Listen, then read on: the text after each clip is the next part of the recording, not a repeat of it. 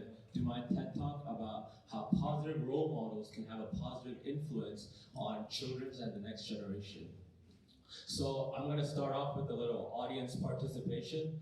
And my first question is, has anyone here ever wanted to be a superhero? I see a couple hands raising. Okay. Okay, for my next question, what about a princess? I see a couple more hands raising. So if any of you all grew up like me, I wanted to be a superhero all my childhood. Even on Halloween, I'd save up all my money, get a red blanket, tie it around my neck, go around saying I was Superman.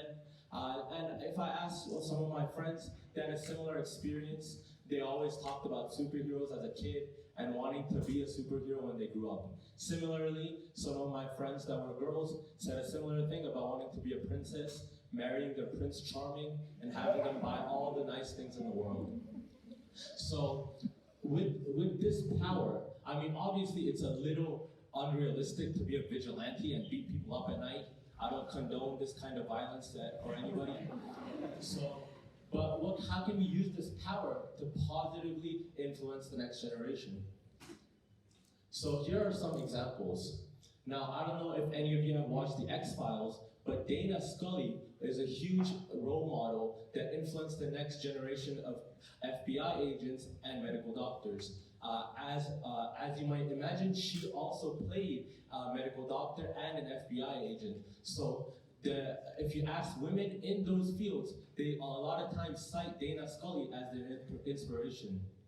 Now, similarly, in a completely different field is Pete Mitchell. Now, I don't know if you guys saw the new Maverick movie, but when the Top Gun came out in the 1980s, Tom Cruise's character actually inspired a lot of people that are in the Navy to go join the aviation department and just join the aviation department even if they weren't part of the Navy.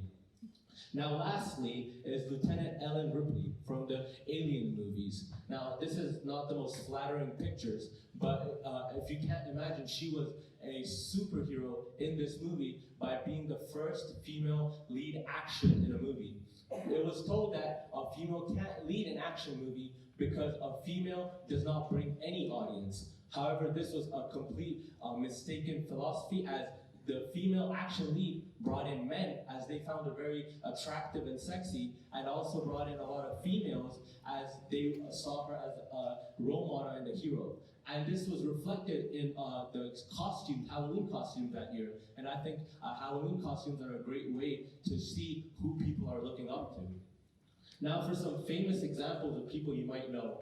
Lupita is a famous actor, and she cites Oprah Winfrey as one of her inspirations. She said that watching Oprah in The Color Purple showed her that a female black lead can be this powerful and influential. She wanted to pursue that and inspire the next generation of kids as well.